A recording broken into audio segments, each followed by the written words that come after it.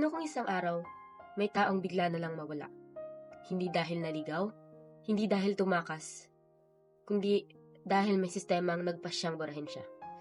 The word desaparecidos is a Spanish term that means to disappear. Sa Filipino, ito ay tinatawag na sapilitang pagkawala.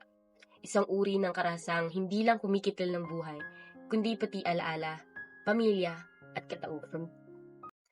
Hi everyone! Welcome back to The Rosario Reads. I'm Trisha Nicole Ingatang from Grade 12 STEM Del Rosario. And in today's vlog, we're not just reviewing a book. We're talking about a story that forces us to remember a part of our history that many still try to silence. This is Desaparecidos by Luwalhati Bautista. Ang nobelang Desaparecidos na Luwalhati Bautista ay umiikot sa madilim na karanasan ng mga biktima ng martial law sa Pilipinas. This is not just a story from the past. This is a reminder of a reality that continues to haunt our society. Si Luwalhati Bautista ay isa sa pinakakilalang manunulat sa panitikang Filipino. Kilala siya sa kanyang paggamit ng social realism kung saan ang kanyang mga akda ay hango sa totoong karanasan ng mga Pilipino. She is known for writing stories that confront social issues head-on, lalo na ang epekto ng martial law sa pamilya, kababaihan, at ordinaryong mamamayan. Ilan sa kanyang pinakatanyag na akda ay dekada 70, Bata-Bata, Paano Ka Ginawa, Gapo, at Ang Desaparecidos. Sa kanyang pagsusulat, ipinapakita ni Bautista na ang panitikan ay hindi lamang para sa libangan, kundi pati na rin magmulat ng isip at ng konsensya. Ang Desaparecidos ay kwento ni Ana at Roy, dalawang aktivistang namuhay sa ilalim ng karahasan at militarisasyon noong panahon ng martial law. Dahil sa kanilang paninindigan, pinaslang ng militar ang kanilang mga pamilya at sila mismo ay dinukot, ikinalong, pinahirapan at pinatahimik. Although they survived, they did not truly live.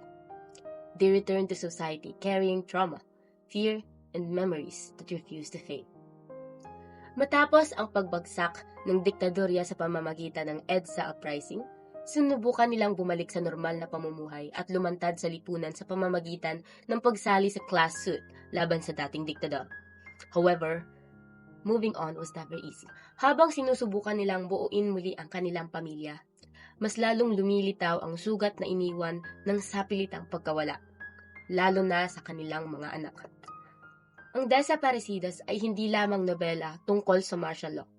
It is a story about silence, forced, painful, and deadly silence. Ipinapakita ng akda na ang pagkawala ay hindi lang pisikal. Minsan, ang nawawala ay ang pagkatao, ang pamilya, at ang kakayahang magmahal ng walang takot. One of the most powerful messages of the novel is that trauma does not end when dictatorship ends. Kahit matapos ang martial law, patuloy pa rin umiiral ang pagdukot, pagpatay, at kawalan ng hustisya. Ipinapakita rin ni Bautista ang mabigat na dilema ng mga magulang na aktivista, ang pagpili sa pagitan ng pamilya at bayan. This choice is never simple, and it always comes with consequences. Sa kabuuan, ang Desaparecidos ay isang paalala na hindi dapat tabunan ng katahimikan ang kasaysayan. We must remember, we must speak, and we must refuse to forget. Ang Desaparecidos ay hindi lamang libro na babasahin mo para lang matapos. It is a book that stays with you. Sa bawat tanong na walang sagot, sa bawat katahimikang mas mabigat pa sa sigaw. Ipinapaalala nito na ang pagkawala ay hindi lang nangyayari sa katawan, kundi pati sa alaala, sa pamilya, at sa buong lipunan. And as long as we choose to keep silent, the story continues. Thank you for watching The Rosario Reads. Remember to like, share, and subscribe to our channel. If this story made you uncomfortable, emotional, or reflective, then leave a comment below. Remembering is an act of resistance, and silence should never be an option. Nunca más, never again.